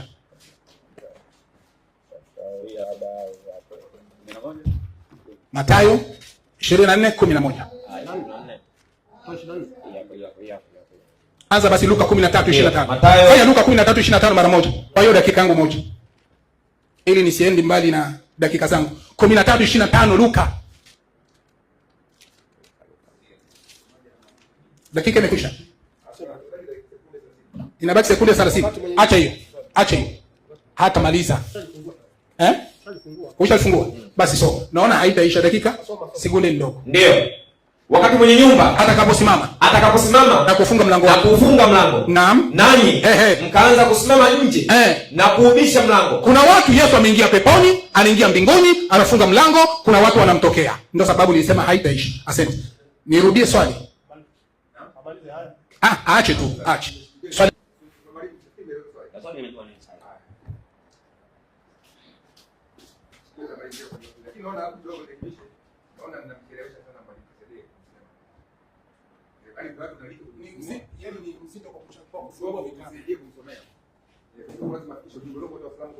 Hata Boko mwenyewe anafikiri anajua kufungua. Unafikiri kama angejua kufungua singekuwa ameshasaidia. Sijazi tiaji shazama. Swali ameuliza katika kitabu kinaitwa Ufunuo wa Yohana 2:16. Anasema naja kwako upesi. Tubu. Na usipotubu nitafanyaje? Msomaji kusoma hiyo aya. Inasema ndio 2:16. Inasema basi tubu. Ndio. Na usipotubu naja kwako upesi. Nami nitafanya vita juu yao kwa huo upanga wa kinywa changu. Juu yao ama juu yako? Juu yao. Lakini sehemu ambayo imesoma andiko imesema tubu. Tubu ni wengi ama ni mmoja? Ni mmoja. Upanga unafanywa juu yao. Mmoja. Upanga unakuja juu yao. Kwa hivyo upanga hauji kwa huyu, unakuja juu yao, kwa sababu huyu ambaye anaambiwa atubu ametubu. Wale ambao hawajatubu ni wengine ambao upanga utakuja juu yao. Na hizo ameshasema wako mkono gani? Wa kushoto. Sasa sijui unauliza swali gani wewe? Swali wa upanga huko juu yao, hao wako mkono wa kushoto. Sababu hoja yake ile iko najua ni kwa sababu ya mstari wa 17. Sikiliza roho jambo ile baya roho aambia makanisa. Hiyo ndio ile kitu ambaye ako naye hapo. Sasa Yesu ana kanisa lake. Kanisa lake Yesu anasemaje? Msomaji 16:18 kitabu cha Mathayo. Inasema ndio 16:18. Inasema ndio. Nani nakwambia Petro, maliza, na juu ya mwamba huo nitalijenga kanisa langu, wala milango ya kuzimu haitafanyaje? Haitalishinda. Basi kanisa la Mungu ama kanisa la Yesu, milango ya kuzimu haitalishinda. Kwa hiyo wewe ile kitu unaonekana kisende ufanye ni uingie ndani ya kanisa la Yesu usalimike. Hivyo tu. Kwa sababu kanisa la Yesu halitaangamia. Wale wako nje ya kanisa la Yesu, hao ndio upanga utakuwa juu yao. Hebu nichukulie hiyo kitabu cha Ukristo katika Afrika. Ukurasa gani hapo? 200 na ngapi? 236. 236 inasema. Sasa soma. Wote, kwa hiyo Wakristo wote ni matofali ya majengo, ndio, au mawe yaliyo hai. Yaani Wakristo wa kweli ni wale ambao ni mawe iliyo hai, ambayo ndio hekalu la Mungu la sasa. Kwa hiyo kanisa ni maskani ya Mungu katika roho. Kanisa ni maskani ya Mungu katika nini? Katika roho. Kwa hiyo Yesu anapokuja, anakuja kulichukua kanisa lake, kuja kuangamiza. Lakini wale wako nje ya kanisa la Yesu, upanga utakuwa juu yao. Sasa turudi katika sehemu ya mkono wa kushoto. Hii aliyoisoma hii, ya Sawilini. Ilikuwa ni ukurasa ngapi hiyo? Sasa nisomee sasa vizuri tusikie. Yeye anasema ya kwamba Kisidii anasema ya kwamba hao wako mkono wa kushoto kweli ni Waislamu ambaye waliacha Uislamu. Lakini hapa inasema maswahaba wa mtume. Sasa tunaomba utuambie, maswahaba wa mtume waliacha Uislamu? Uje tueleze. Alafu kitu kingine ambaye mada imeisha Masawe, na tunahitajika kuwabatiza Waislamu leo wote, kwa sababu Waislamu wa leo ni wafuasi wa Yesu kulingana na Kisidii. Kisidii anasema wale wako mkono wa kushoto, wale wako mkono wa kulia ni wafuasi wa Yesu. Alafu akasema Waislamu ni wafuasi wa nani? Wa Yesu. Muhammad amekosa wafuasi leo. Yesu wao.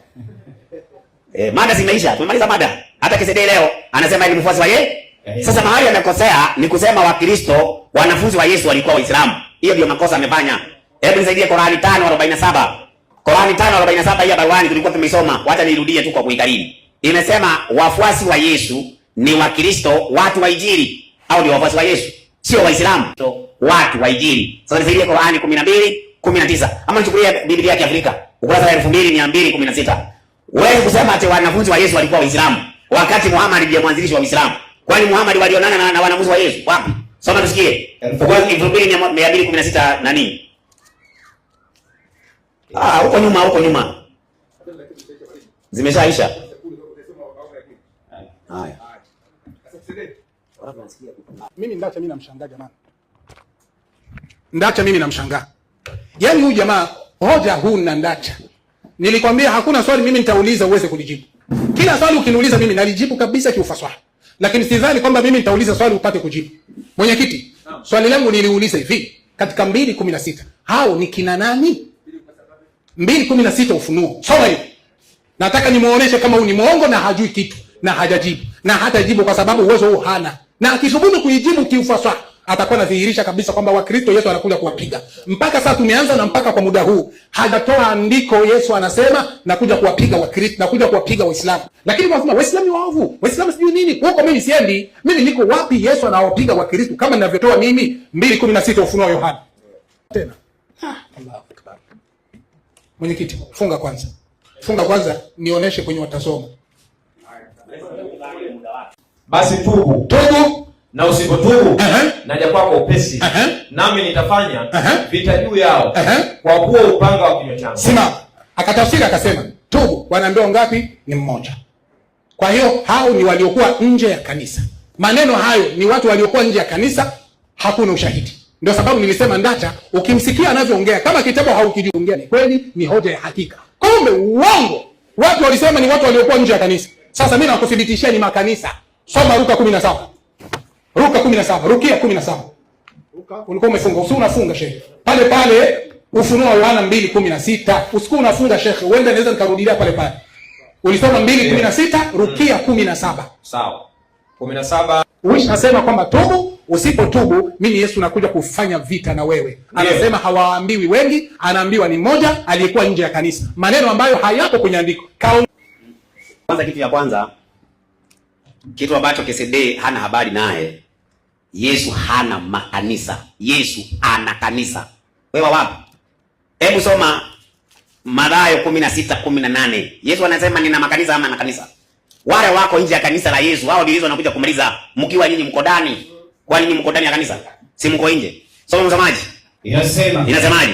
16:18. Mathayo. Nami nakwambia wewe ndiwe Petro. Nami nakwambia wewe ndiwe Petro. Na juu ya mwamba huu. Na juu ya mwamba huu nitajenga kanisa langu. Nitajenga makanisa. Kanisa langu. Nitajenga makanisa. Kanisa langu. Yesu anaongelea makanisa au kanisa lake? Kanisa lake. Sasa kanisa la Yesu sasa, hilo ndio kanisa Yesu anakuja kuokoa. Wale wako nje ya hiyo kanisa, hao ndio Yesu anakuja kupiga kwa upanga wake. Ndio sasa katika andiko leo litoa 2:16 Ufunuo. Soma usikie. 2:16. Inasemaje? Inasema ndio, basi tubu, na usipotubu naja kwako upesi. Maliza. Nami nitafanya vita juu yao. Nitafanya vita juu yao ama nitafanya vita juu yako? Juu yao. Sasa wewe ungetwambia hao sasa ni akina nani? Kwa sababu kanisa la Yesu yeye analo, analipea mtu uzima wa milele, lakini anafanya vita juu yao. Unaona hiyo? Sasa juu yao si juu ya kanisa lake Yesu. Yesu anapeleka kanisa lake ni lake. Sasa Yesu anasema, anawaambia na kanisa lake si bao au mabati. Ni wale ambao wamwaminie. Unajua akili yenu inafikiri kanisa ni mabati na mawe. Ni Wakristo ambao ni wa kweli. Wakristo ambao ni wa kweli, hao ndio Yesu anakuja kuwapa uzima wa milele, na ndio watakuwa mkono wa kulia. Mkono wa kushoto ni wale wako nje ya kanisa la Yesu, ambao nyinyi wenyewe mtakuwa ndani. Sasa unataka ati Yesu ataje Waislamu, ataje Baniani, ataje Krishna, ataje sijui nani? Yesu amewataja wote kihuru siru.